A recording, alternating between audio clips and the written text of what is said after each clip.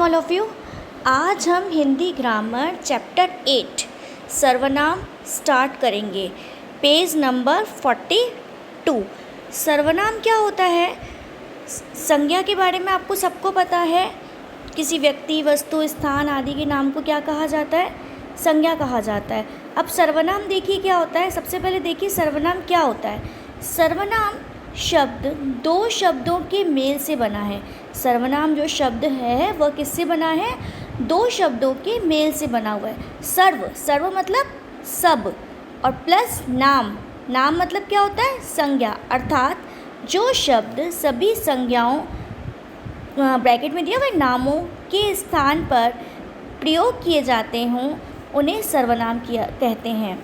सर्वनाम का मुख्य कार्य वाक्यों में बार बार संज्ञा को आने से रोकना है। सर्वनाम का जो काम होता है वह बार बार संज्ञाओं को आने से रोकना है। जैसे कि देखिए, रितेश एक होनहार बालक है। रितेश क्या है? एक होनहार बालक है। वह 7वीं कक्षा में पढ़ता है। हाईलाइट किया हुआ है, वह पिंक कलर से हाईलाइट किया हुआ है। वह मतलब ये क्या हो गया? सर्वनाम हो गया। उसके पिताजी एक वकील हैं। उसके भी हाईलाइट किया हुआ है। उसके पिताजी क्या है? एक वकील हैं। और उसकी माताजी एक अध्यापिका है। उसकी माताजी हैं वह अध्यापिका है। दोनों ही उसे बहुत प्यार करते हैं। ये जो हाईलाइट किए हुए हैं वर्ड्स, ये क्या है? सब सर्वनाम है। उपयुक्त वाक्यों में रितेश एक नाम एक ही बार आया है।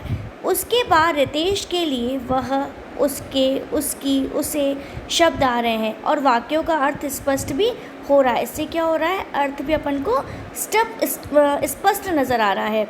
व्याकरण में इस शब्दों को क्या कहा जाता है? सर्वनाम कहा जाता है। रितेश नाम के स्थान पर सर्वनामों के प्रयोग से भाषा में सुंदरता और संक्षिप्तता आई है। मतलब अपन ने जब रितेश नाम अगर बार बार यूज़ करेंगे तो इससे भाषा में सुंदरता और संक्षिप्तता नहीं आएगी। जैसे मैं बोलूँ आपको, रितेश एक होनहार बालक है, रितेश 7वीं कक्षा में पढ़ता है, रितेश के पिताजी वकील हैं और रितेश की माताजी एक अध्यापिका है और रितेश के मम्मी पापा उसको बहुत प्यार करते हैं। ये क्या सेंटेंस बन रहा है?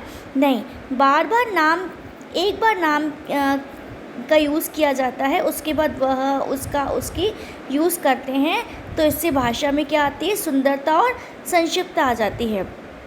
इसकी डेफिनेशन देखिए, जो शब्द संज्ञा के स्थान पर प्रयुक्त होते हैं उन्हें सर्वनाम कहते हैं।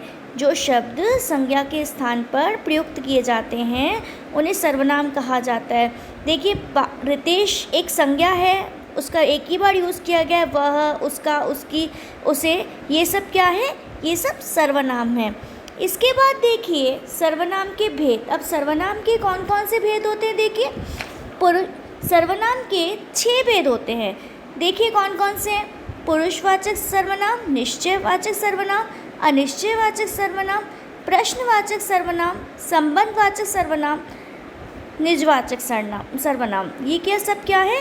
सर्वनाम के भेद दिए हुए हैं। सबसे पहले देखिए पुरुषवाचक सर्वनाम। अब पुरुषवाचक सर्वनाम क्या होता है? देखिए, जो सर्वनाम बोलने वाले, सुनने वाले और अन्य किसी व्यक्ति का पदार्थ का बोध कराते हैं।